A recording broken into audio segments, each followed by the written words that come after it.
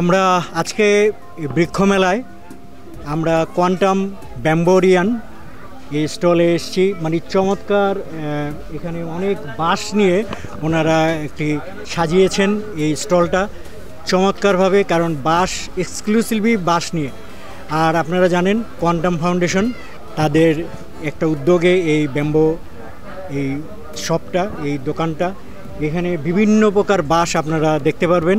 তো আমাদের সাথে আছেন আপনি ভাই, আপনার নামটা একটু বলবেন? আমি সাইফুদ্দিন সাইফ, কোয়ান্টাম ব্যাম্বোরিয়ানের কিউরেটর হিসাবে আছি। আমরা এসেছি বান্দরবানের লামা থেকে। আমরা কাজ করছি 2007 সালে আমাদের এটা শুরু হয়েছে। আমরা প্রথমে 30 প্রজাতির বাঁশ সংগ্রহ করেছিলাম বিএফআরআই সংগ্রহ থেকে। বর্তমানে আমাদের সংগ্রহ হচ্ছে 210 প্রজাতি। RICL TMX, যুগের পর যুগ স্থাপনা থাকে মজবুত। আর মেলাতে আমরা নিয়ে এসেছি 42 প্রজাতির বাঁশ। এছাড়াও আমাদের 82 প্রজাতির বিরল উদ্ভিদের সংগ্রহ একটা আছে, যেটা বাংলাদেশ ক্রিটিক্যালি এন্ডেঞ্জার্ড বৈলাম যে গাছটা আছে, বৈলাম গাছ তো হারিয়ে যেতে বসেছে। এরকম বেশ কিছু গাছও আমাদের আছে আশেপাশে।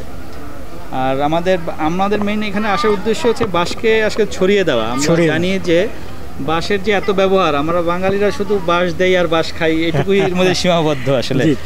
আর বাঁশের যে কমপক্ষে 80টা সেক্টরে বাঁশের কাজ করা যায়, এই জিনিসগুলো বাঁশ থেকে কত প্রোডাক্ট হয়, কি হয়, এগুলো আমরা আসলে মানুষকে জানাতে চাচ্ছি। সেই জন্যই আমাদের মেনলি এখানে আসা। আর ওনাদের বান্দরবানের লামায় যে বিশাল যে প্রজেক্টটা আছে, ওখানে অনেক প্রকার বাঁশ নিয়ে ওনাদের যে বাগান তৈরি হয়েছে, ওনারা এখানে লালন করেন, পরিচর্যা করেন। সেগুলো যদি কখনো আপনারা যান তো ওখানে গেলে দেখতে পাবেন। মানে চমৎকার, মানে খুবই চমৎকার। এটা আসলে না দেখলে বোঝানো যাবে না।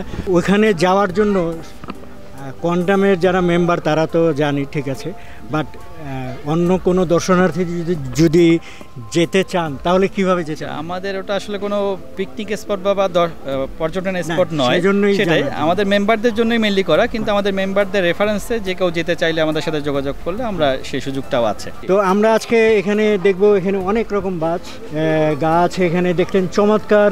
এটা শিরোসীমা বাঁশ। জি, এই বাঁশটা কিন্তু একটা হিস্ট্রি আছে। জি, বাঁশটা হচ্ছে জাপানি একটা ভ্যারাইটি। আপনি বাঁশ জানেন যে বাঁশ এত সহনশীল যে 1945-এ পারমাণবিক বিস্ফোরণের পরে হিরোশিমাতে হিরোশিমাতে শুধু বাঁশই উঠেছে, সবই মারা গিয়েছিল। যে নতুন যে প্রাণের সঞ্চার হয় সেটা কিন্তু বাঁশ।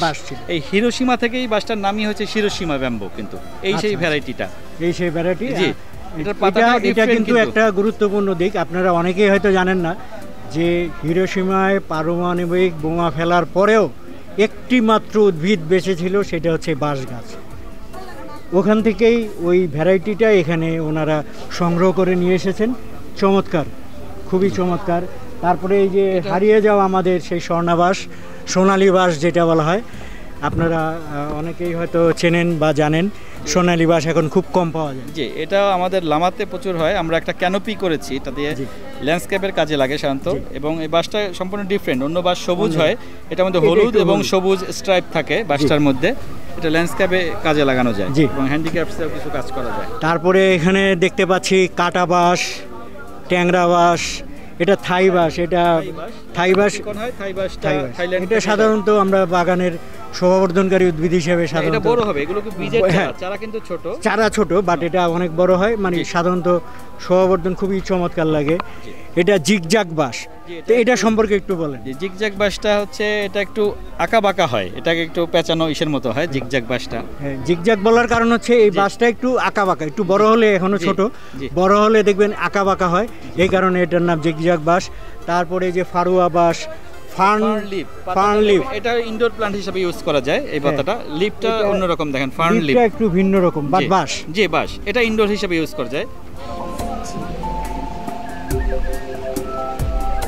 তারপরে এখানে হচ্ছে লতা বাঁশ, এটা হচ্ছে ক্লাইম্বার, ক্রিপার। এটা বাঁশ তো সাধারণত সোজা, আমরা জানি সোজা হয়ে উপরে ওঠে, বাট এটি লতানো বাঁশ, এই কারণে এটি লতা বাঁশ।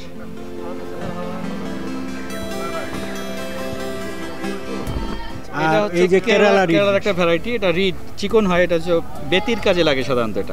এটা বাঁশ বেতের জন্য এই কেরালা রিড বাঁশ বেতের কাজগুলো করে। এটা হচ্ছে বুদুমের চারা ছিল, প্রচুর চারা, প্রচুর সংগ্রহ আমাদের অলরেডি শেষ হয়ে গেছে।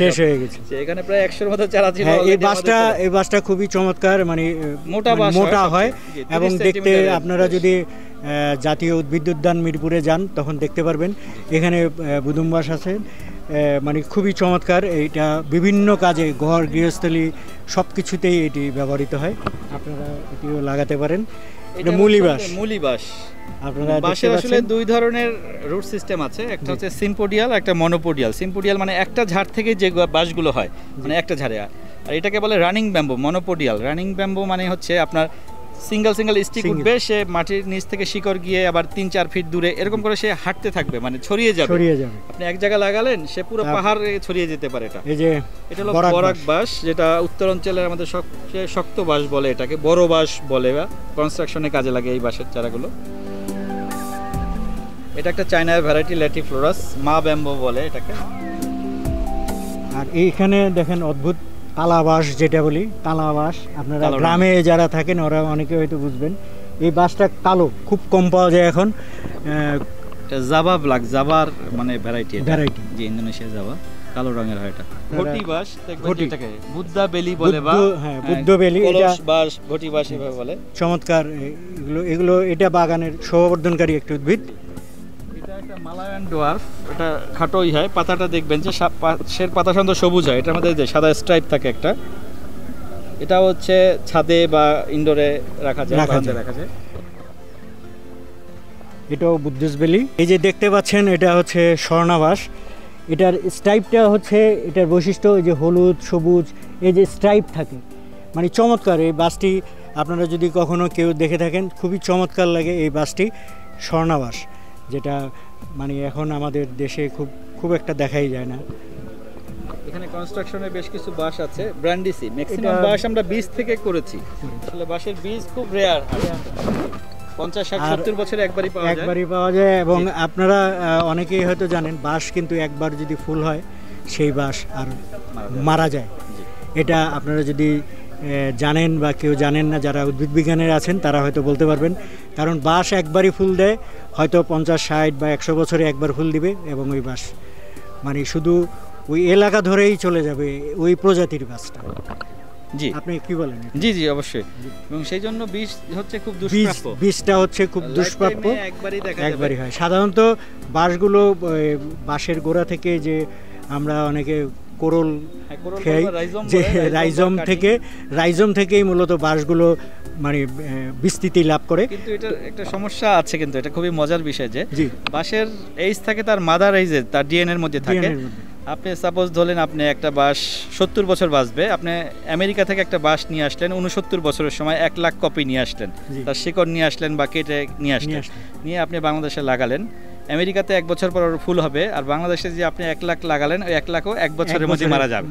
তাহলে সেই জন্য হচ্ছে বীজের গাছে, অন্য গাছের ক্ষেত্রে হচ্ছে কলমের গাছের দাম বেশি, বীজের কম। বাঁশেরটা হচ্ছে রিভার্স, কলমের গাছের দাম কম, বীজের দাম বেশি। আমাদের কিছু কিছু বীজ কিনতে হচ্ছে $500 করে, এরকম কিনতে হয়েছে, মানে কারণ ও আবার 60 বছর আবার জীবিত থাকবে, বংশ বিস্তার করবে। এটা সিকিম বাঁশ, এটা ফাউন্টেন বাঁশ, এটাও বাগানের শোভাবর্ধনকারী উদ্ভিদ। এটা তো সোনালী। জি, এখানে আরেকটা ভ্যারাইটি আমরা দেখতে পাচ্ছি, চাইনিজ ব্লু পাইন। আমাদের যে বাঁশগুলো পাওয়া যায় এভারেজে 500-600 এরকম করে প্রাইস আমরা রাখছি। এই বাঁশটা একটু এক্সপেন্সিভ, চাইনিজ ব্লু পাইন। এটা পাতাটা দেখেন সম্পূর্ণ ডিফারেন্ট। হ্যাঁ, এটা ঝাউয়ের মতো, চাইনিজ নীল। তো এখানে এই বাঁশগুলো মানে কিরকম প্রাইস রেঞ্জে আপনারা সেল দিচ্ছেন? 500-600-700 এরকম প্রাইস। এটা একটু 1500, একটু বেশি। এগুলো যেহেতু বাইরে থেকে আনা, এক্সপোর্ট করে আনা হয়, যার কারণে এই বাঁশের দাম বেশি। কোয়ান্টাম ফাউন্ডেশনের এই উদ্যোগকে আমি মানে সাধুবাদ জানাই। আমাদের গুরুজি মহাজাতক শহীদ আল বুখারী, ওনাকেও অনেক আমি ব্যক্তিগতভাবে অনেক পছন্দ করি। আমি একজন মানে কোয়ান্টাম গ্র্যাজুয়েট বলতে পারেন।